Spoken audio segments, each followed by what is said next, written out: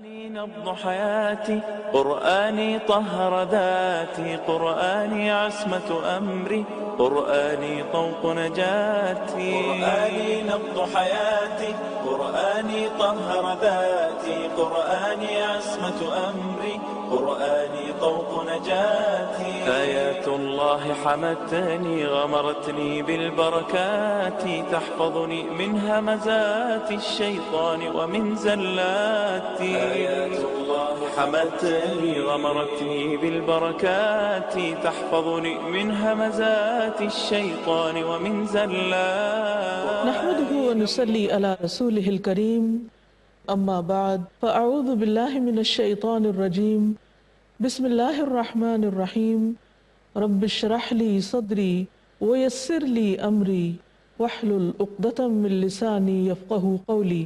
اللہ تعالیٰ نے انسان کو پیدا کیا اور اس پر مختلف طرح کی ذمہ داریاں ڈالی۔ ان میں سے ایک ذمہ داری انسانوں کے ساتھ حسن سلوک کی ہے اور انسانوں کو ان کے حقوق ادا کرنے کی ہے۔ بندے پر کچھ حقوق اللہ تعالیٰ کے ہیں اور کچھ بندوں کے۔ اللہ تعالیٰ کا حق بندوں پر یہ ہے کہ وہ اس کے ساتھ کسی کو شریک نہ ٹھہرائیں، اور بندے کا حق اللہ تعالیٰ پر یہ ہے کہ اللہ تعالیٰ پھر اس کو آگ میں نہ ڈالے اگر وہ اپنے رب کے ساتھ شرک نہ کرے۔ اسی طرح بندوں کے بندوں پر بھی کچھ حقوق ہیں۔ ان حقوق کے معاملے میں بھی انسان کو بہت زیادہ محتاط رہنے کی ضرورت ہے۔ اس سلسلے میں یہ بات یاد رہے کہ اللہ تعالیٰ اپنے حقوق کے معاملے میں، یعنی اگر اس کی عبادت میں کوئی کمی بیشی ہو جائے تو وہ معاف کر دے گا، لیکن بندوں کے حقوق جب تک بندے معاف نہیں کریں گے اس وقت تک معاف نہیں ہوں گے۔ اس سلسلے میں ہمیں واضح طور پر ہدایات دے دی گئی۔ قرآن مجید میں اللہ تعالیٰ فرماتے ہیں وَلَا تَبْخَسُوا النَّاسَ أَشْيَاءَهُمْ، اور لوگوں کو ان کی چیزیں کم نہ دیا کرو۔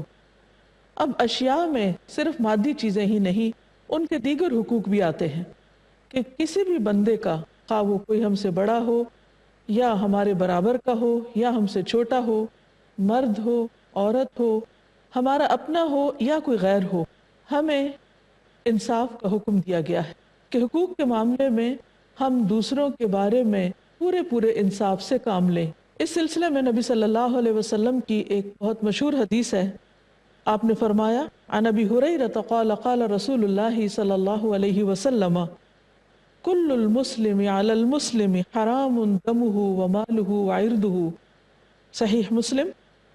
ابو ہریرہ رضی اللہ عنہ فرماتے ہیں کہ رسول اللہ صلی اللہ علیہ وسلم نے فرمایا ایک مسلمان کی ہر چیز دوسرے مسلمان پر حرام ہے، اس کا خون، اس کا مال اور اس کی عزت و آبرو، یعنی یہ تمام چیزیں ایک مسلمان کے دوسرے مسلمان پر حقوق کے ضمن میں آتی ہیں، اور ان میں سے کسی بھی چیز کو نقصان دینا درست نہیں، جائز نہیں۔ اللہ تعالیٰ نے ساری کائنات کو عدل پر پیدا کیا۔ سورۃ الرحمن میں اللہ تعالیٰ فرماتے ہیں الشمس والقمر بحسبان والنجم والشجر يسجدان والسماء رفعها ووضع الميزان وَأَقِيمُوا الْوَزْنَ بِالْقِسْطِ وَلَا تُخْسِرُوا الْمِيزَانَ، کہ اللہ تعالیٰ نے سورج اور چاند کو بنایا جو اپنے حساب کے ساتھ چل رہے ہیں، اسی طرح آسمان کو بلند اٹھایا اور میزان کو رکھ دیا اور حکم دیا کہ میزان کو قائم کرو انصاف کے ساتھ اور میزان میں کسی قسم کی کمی نہ کرو۔ یعنی جس طرح باقی تمام چیزیں کائنات میں ہر چیز اپنے اپنے دائرے میں کام کر رہی ہے اور دوسروں میں مداخلت نہیں کر رہی، اور عدل و انصاف کے ساتھ ہر چیز اعتدال کے ساتھ اپنا کام کرے جا رہی ہے، اسی طرح انسان کے لیے بھی لازم ہے کہ وہ اپنے اپنے دائرۂ کار میں کام کرتے ہوئے دوسرے انسانوں کی رعایت رکھے اور ان کے ساتھ کوئی بھی رویہ ایسا اختیار نہ کرے کہ جس میں انہیں کوئی تکلیف ہو یا کسی پریشانی کا سامنا کرنا ہو، خواہ وہ ان کا مال ہو یا ان کی عزت و آبرو ہو، کیونکہ قیامت کے دن ان چیزوں کا حساب ہوگا۔ نبی صلی اللہ علیہ وسلم نے فرمایا جس نے کسی مسلمان کا ناحق ایک لقمہ بھی کھایا تو اللہ تعالیٰ اسے اتنا ہی جہنم کا لقمہ کھلائیں گے۔ جس نے کسی مسلمان کا ناحق کپڑا پہنا، یعنی اس کا حق نہیں تھا، چرا کے پہن لیا، اللہ تعالیٰ اسی کے بقدر اسے قیامت کے دن جہنم کا کپڑا پہنائیں گے۔ اور جو کوئی کسی مسلمان کے ساتھ دکھلاوے والی جگہ پر کھڑا ہوگا تو اللہ تعالیٰ قیامت کے دن اس کے دکھلاوے والے مقام پر اسے کھڑا کرے گا۔ اسی طرح خاص طور پر ناپ تول میں کمی سے روکا گیا ہے۔ قرآن مجید میں سورۃ مطففین میں اللہ تعالیٰ فرماتے ہیں وَيْلٌ لِّلْمُطَفِّفِينَ الَّذِينَ إِذَا اكْتَالُوا عَلَى النَّاسِ يَسْتَوْفُونَ وَإِذَا كَالُوهُمْ أَو وَّزَنُوهُمْ يُخْسِرُونَ أَلَا يَظُنُّ أُولَٰئِكَ أَنَّهُمْ مَبْعُوثُونَ لِيَوْمٍ عَظِيمٍ يَوْمَ يَقُومُ النَّاسُ لِرَبِّ الْعَالَمِينَ۔ اللہ تعالیٰ فرماتے ہیں ہلاکت ہے ناپ تول میں کمی کرنے والوں کے لیے، وہ لوگ کہ جب لوگوں سے اپنا حق لیتے ہیں تو پورا پورا لیتے ہیں، اور جب ان کو ناپ کر یا تول کر دیتے ہیں تو کمی کر کے دیتے ہیں۔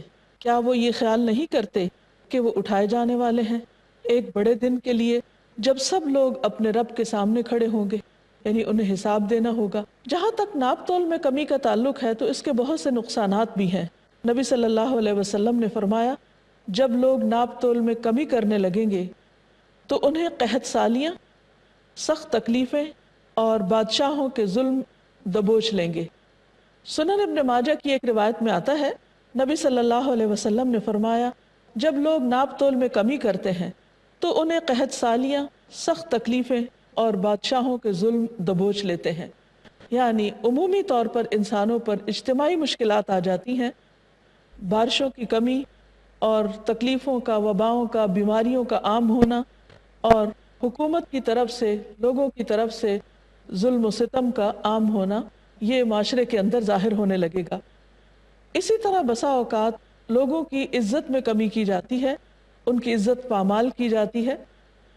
اس سلسلے میں بھی انسان کو بہت محتاط رہنا چاہیے، نہ تو کسی کے سامنے اور نہ ہی پیٹھ پیچھے اس کے ساتھ ایسی کوئی زیادتی کی جائے۔ نبی صلی اللہ علیہ وسلم نے فرمایا سب سے بڑی زیادتی یہ ہے کہ کسی مسلمان کی آبرو ریزی کی جائے، یعنی اس کی عزت کو نقصان پہنچایا جائے، اس کے بارے میں کوئی ایسی بات مشہور کر دی جائے کہ جس سے وہ لوگوں کی نگاہوں میں گر جائے، یا اس کو کسی بھی طرح اذیت دی جائے۔ اس سلسلے میں یاد رہے کہ انسان اگر دنیا میں کسی کو تکلیف دے کر، کسی کی بے آبروئی کر کے، اس کو ذلیل کر کے، اس کی عزت میں کمی کر کے اگر نقصان سے یا انجام سے بچ بھی جاتا ہے تو یاد رکھے کہ قیامت کے دن وہ اللہ تعالیٰ کی پکڑ سے نہ بچ سکے گا۔ ایسے لوگوں کا انجام کیا ہوگا؟ اس سلسلے میں ایک حدیث آتی ہے، حضرت انس سے روایت ہے کہ نبی صلی اللہ علیہ وسلم کو جب معراج عطا کی گئی تو آپ کا گزر ایک ایسی جماعت پر ہوا، یعنی وہاں آپ کو مختلف لوگوں کا انجام دکھایا گیا تھا، تو آپ نے دیکھا کہ کچھ لوگوں کے ناخن تانبے کے ہیں اور وہ ان ناخنوں کے ساتھ اپنے چہرے اور اپنے سینوں کو کھرچ رہے ہیں، یعنی اپنی حال جو ہے وہ اس کو نوچ رہے ہیں۔ اور آپ خود سوچئے کہ اگر چہرے پر کچھ بھی ایسے زخم لگ جائیں تو انسان کی شکل کتنی بھیانک ہو جائے۔ تو بہرحال آپ نے جبریل سے پوچھا کہ اے جبریل یہ کون لوگ ہیں؟ تو انہوں نے بتایا کہ یہ وہ لوگ ہیں جو لوگوں کا گوشت کھاتے ہیں اور ان کی عزت و آبرو کے درپے رہتے ہیں۔ گویا دنیا میں کسی کو بے آبرو کرنا خود آخرت میں بے آبرو ہونا ہے، اور یہ چیز انسان کی ہلاکت کا باعث ہے۔ نبی صلی اللہ علیہ وسلم نے فرمایا حرج کی بات تو یہ ہے کہ کوئی شخص کسی مسلمان کی عزت کاٹے، یعنی اس کی عزت کو نقصان پہنچائے۔ جس نے ایسا کیا وہ گناہ میں مبتلا ہو گیا اور ہلاک ہوا۔ یہ بھی دیکھنے میں آیا ہے کہ بعض اوقات عام روزمرہ زندگی میں چھوٹی چھوٹی باتوں پر تو الزام تراشیاں ہوتی ہیں، لیکن بعض اوقات خدا خوفی نہ ہونے کے سبب لوگ دوسروں پر کفر کے فتوے تک لگانے لگتے ہیں، یعنی ان کے ایمان تک کو چیلنج کر دیتے ہیں۔ مثلا اگر کسی عالم نے 1000 باتیں بھی صحیح کی ہوں اور انسان ہونے کے ناطے اس سے اگر 1-2 باتیں اس کے منہ سے کوئی غلط نکل جائیں تو وہ ان کو ایشو بنا لیتے ہیں، ان کو پکڑ لیتے ہیں اور ان پر کفر کے اور گمراہی کے فتوے لگانے لگتے ہیں۔ ایسا کرنا نہایت بڑا ظلم ہے اور حد سے گزری ہوئی بات ہے۔ اس سے پرہیز کرنا چاہیے، کیونکہ نبی صلی اللہ علیہ وسلم نے فرمایا جب کوئی شخص اپنے کسی بھائی کو کہتا ہے کہ اے کافر، تو ان دونوں میں سے ایک کافر ہو گیا۔ یہ صحیح بخاری کی روایت ہے، یعنی کسی پہ کفر کا فتویٰ لگانا دراصل خود کو کافر ثابت کرنا ہے۔ اسی طرح گھریلو زندگی میں بھی بسا اوقات جھگڑے ہوتے ہیں، میاں بیوی کے درمیان جھگڑے ہو جاتے ہیں، کسی مسئلے پر اختلاف ہو جاتا ہے، ایک دوسرے سے کوئی تکلیف پہنچ جاتی ہے، تو اس پر بھی صبر سے کام لینا چاہیے۔ بیوی کی برائی کرنا یا بیوی کو شوہر کی برائی کرنا دراصل اپنا کپڑا پھاڑنے کے برابر ہے، ننگا ہونے کے برابر ہے۔ اس لیے ایسے معاملے میں بھی انسان کو بہت محتاط ہونا چاہیے۔ پھر اگر کوئی شخص اس معاملے میں زیادتی کرے تو ایسا نہیں کہ دنیا میں اگر ایک فریق طاقتور ہے اور دوسرے پر وہ جیسا جی چاہے الزام لگا دے تو قیامت کے دن بچ جائے، نہیں، وہاں تو ہر ایک کا حساب ہوگا اور سب لوگ اپنے اپنے حق وصول کریں گے۔ اس سلسلے میں نبی صلی اللہ علیہ وسلم نے فرمایا، کیا تم جانتے ہو کہ میری امت کا مفلس کون ہے، یعنی غریب کون ہے؟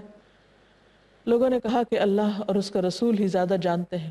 آپ نے فرمایا کہ مفلس یا سب سے زیادہ مفلس وہ شخص ہے کہ جس کے پاس بہت ساری نیکیاں ہوں گی قیامت کے دن، ڈھیروں نیکیاں کما کے آئے گا، لیکن اس کے ساتھ ساتھ اس نے کسی کا حق مارا ہوگا، کسی کو گالی دی ہوگی، کسی کو نقصان دیا ہوگا، تو ایسے تمام لوگ قیامت کے دن اس سے اپنا حق وصول کرنے کے لیے آ جائیں گے اور وہ ان میں سے کسی کو کچھ دے نہ سکے گا، یعنی بدلے کی کوئی اور شکل نہ ہوگی سوائے اس کے کہ اسے اپنی نیکیاں ان کو دینی ہوگی، اور اگر وہ نیکیاں ختم ہو گئی تو ان کے گناہ اس کے ذمہ ڈال کر اس کو ان کی بھی سزا بھگتنا ہوگی۔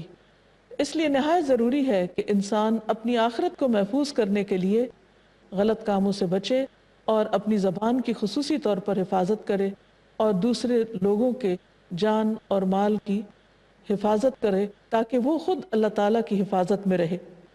گھریلو زندگی میں ہی انسان بسا اوقات اپنے ملازمین اور خادموں کے حق تلفی کر جاتا ہے۔ یہ بھی ایک بہت دردناک صورتحال ہے۔ بہت سے لوگ ان کا حق کم کرتے ہیں۔ بات دراصل یہ ہے کہ انسان جس کے قریب ہوتا ہے اس کی بہت سی خامیوں سے واقف ہوتا ہے اور انسان یہ سمجھتا ہے کہ شاید باقی تمام لوگ پرفیکٹ ہیں اور سب غلطی اس میں ہے جو میرے ساتھ رہتا ہے۔ تو بسا اوقات انسان چھوٹی چھوٹی باتوں پر بہت بڑا ایکشن لینا چاہتا ہے اور نتیجتاً بعض اوقات گھر تباہ و برباد ہو کر رہ جاتے ہیں، لیکن اس کا آغاز چھوٹی چھوٹی حق تلفیوں سے ہوتا ہے۔ اگر ابتدا میں ہی انسان صبر کر کے دوسرے انسان کی خامیوں پر نظر ڈالنے کی بجائے اس کی خوبیوں پر نظر رکھے تو زندگی سکون سے گزر سکتی ہے، لیکن اس کے لیے خود انسان کی اپنی انٹینشن کا درست ہونا ضروری ہے۔ وہ اپنے اندر نباہ کا مزاج پیدا کرے کہ گزارا کرنا ہے، کیونکہ اگر اس نے ارادہ کر لیا تو اللہ تعالیٰ باقی چیزیں بھی آسان فرما دے گا، لیکن یہ سب اسی وقت ہو سکتا ہے جب انسان کے اندر خدا کا خوف ہو۔ گھریلو زندگی میں شوہر بیوی کے علاوہ بچوں کے ساتھ بعض اوقات زیادتی کی جاتی ہے، ان کے ساتھ سختی کا معاملہ کیا جاتا ہے۔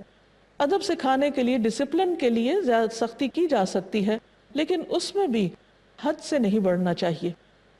ایسا نہیں کہ وہ چھوٹے ہونے کے ناطے اگر اپنے لیے اپنا دفاع نہیں کر سکتے یا ماں باپ کو کچھ کہہ نہیں سکتے تو ان کے ساتھ ہر طرح کا ظلم اور سختی اور زیادتی جائز یا روا ہو جائے گی، ایسا سمجھنا درست نہیں، کیونکہ کوئی بھی چیز جو حد سے بڑھی ہوئی ہوتی ہے وہ نقصان دہ ہو جاتی ہے۔